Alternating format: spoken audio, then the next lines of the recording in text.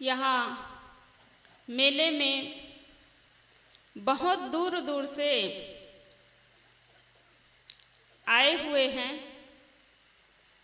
तो यहाँ आए हैं तो केवल मेला घूम कर ही न जाए, सत्संग से लाभ लेने के लिए आए हैं। बाहर की सामग्री तो गांव में भी मिल जाएगा, बाजारों में भी मिल जाएगा, लेकिन ये सत्संग के लिए ही आप लोग इतने दूर से चल कर के आए हैं। तो गुरुजनों से जो कुछ भी मिल रहा है ज्ञान सत्संग, उसको लेकर जाएं, तो हमारा जीवन सजेगा, संवरेगा और सुख शांति मिलेगी।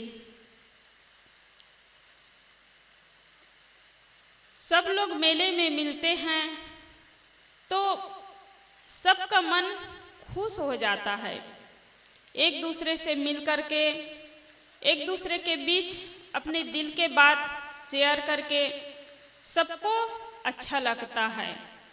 कुछ देर के लिए मिलते हैं तो बहुत अच्छा लगता है, लेकिन थोड़ी देर तक किसी के पास बैठते हैं, घर की जब चर्चा होती है, परिवार की जब चर्चा होती है, तो वहीं से दुख चालू हो जाता है। अभी गुरुदेव जी का एक भजन सुन ही रहे थे आप लोग कि हृदय से जगत को नहीं चाहता हूँ, जगत से मेरी अंतिम विदाई। और हमें कोई जगह को स्थायी नहीं मानना चाहिए, चाहे प्राणी हो चाहे पदार्थ हो, और जहाँ स्थायी मानते हैं वहाँ से दुख चालू हो जाता है। यहाँ अभी मेले में आए हैं, सब लोग मिले हैं, बढ़िया रहने की व्यवस्था है, खाने पीने की व्यवस्था है, बैठने के लिए यहाँ पर भी व्यवस्था है। तो लग रहा है कि यहाँ बहुत दिनों से हम स्थायी हैं, और इस जगह को ही हम स्थायी मान लें तो दुख चालू हो जाता है। यहाँ आए हैं, कुछ दिन में हमें वापस लौटना है। बहुत लोग मिलते हैं, कितने लोग मिलते हैं और बिछुड़ जाते हैं, लेकिन कोई कोई लोग एकदम निकट के लोग हो जाते हैं, जहाँ हम गहराई से एकदम जुड़ जाते हैं, तब बिछोड़ते हैं तो दुख चालू हो जाता है। तो इसलिए परिवार के बीच हो, समाज के बीच हो, कहीं पर भी जाए तो हम अपने कर्तव्य को पालन करें, तो हमें दुख नहीं होगा, बिछुड़ने पर भी दुख नहीं होगा। हम अपना काम करते रहे, यहाँ आए हैं तो सेवा करें और सत्संग से लाभ लें, और जितना बने धर्म परोपकार का काम करना चाहिए। हम दूसरों को देना सीखें। जो तू आया जगत में तो ऐसा करी ले, कर साहेब की बंदगी भूखे को कछु दे। तो ऐसा तो नहीं है आजकल कि कोई भूखे प्यासे हमारे दरवाजे पर रोज आए। भूखे को भोजन देने का मतलब है कि जहाँ जिसको जरूरत हो देना चाहिए। कोई भोजन के भूखे हैं, कोई पानी के भूखे हैं, कोई कपड़े के भूखे हैं, कोई प्यार के भूखे हैं। सेवा की जरूरत है, सहायता की जरूरत है, तो वहाँ हमें कर देना चाहिए, और करने के बाद हमारा मन एकदम खुश हो जाता है।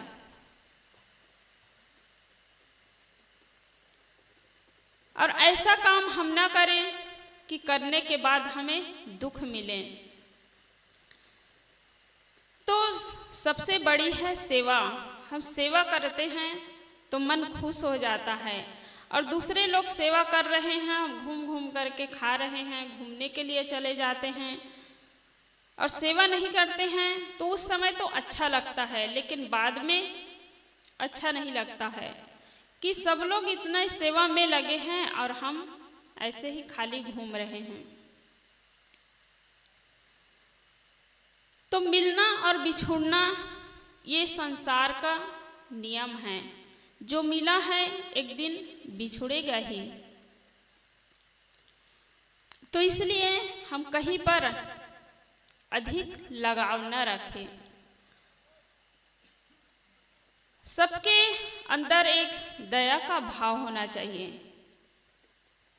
दूसरे के दुख और दर्द को हमें समझना चाहिए।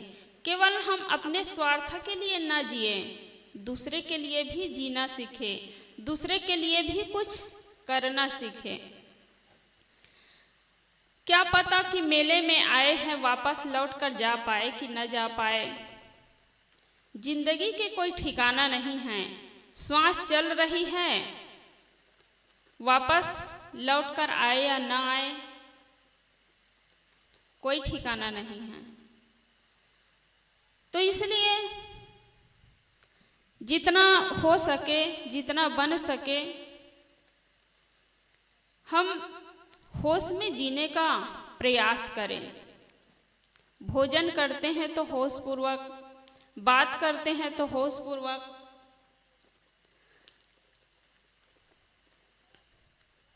नहीं तो हम देखते हैं कि बेहोशी में ही जीवन बीत जाता है। कई लोग अहंकार पूर्वक कहते हैं कि हमारी उम्र अभी 90 साल के हैं, 100 साल के हैं, 100 साल पार कर चुके हैं, लेकिन इतना नहीं सोच पाते हैं कि हम आज तक जिए हैं तो क्या पाए हैं, क्या किए हैं अपने जीवन में। कई लोग होते हैं 10 साल जी करके नाम कमा कर चले जाते हैं। कई लोग होते हैं 100 साल जीने के बाद भी जीवन के अर्थ को नहीं समझ पाते हैं। और जीवन मिला है तो जीवन को कैसे जिए ये गुरुजन बताते हैं। और इतने दूर से आए हैं तो यही समझने के लिए आए हैं। आज तक हम तो सोए हुए हैं, तो ये अवसर जो है जगने के लिए है, समझने के लिए है। तो हमारा पूरा ये जीवन बेहोशी में न चला जाए, सोए हुए हमारा जीवन न बीत जाए। तो गुरुजन हमें जगाते हैं ज्ञान से, सत्संग से। तो मेले में आए हैं तो हम कुछ लेकर जाए, जीवन में कुछ बदलाव लाए। आदमी चेहरे से सुंदर हो सकता है, कपड़े पहनते हैं, गहना जेवर पहनते हैं, कीमती साड़ी पहनते हैं, कीमती चप्पल पहनते हैं, तो देखने में बहुत सुंदर लगते हैं। लेकिन कुछ पल उसके साथ बिता करके देखे तो रहने का मन नहीं होगा, साथ में जीने का मन नहीं होगा। तो ऐसा हमारा जीवन ना हो। भले चेहरे से कुरूप हो, कीमती साड़ी हमारे पास ना हो, पीछे होगा, कीमती कपड़े अपने पास ना हो, लेकिन सद्गुण होना चाहिए। हमारा चरित्र सुंदर होना चाहिए। और ये चरित्र ही असली पहचान है। आप यहाँ पर आए हैं तो आपके घर को कोई नहीं जानते हैं, आपके परिवार को कोई नहीं जानते हैं, आपको जानते हैं। आपके बातों से, आपके व्यवहार से, ये आपकी सुंदरता है, ये आपकी पहचान है। तो इसलिए हमें अपने जीवन को सुंदर बनाना है, जीवन को हमें सजाना है। गुरुजन मंच में विराजमान हो चुके हैं।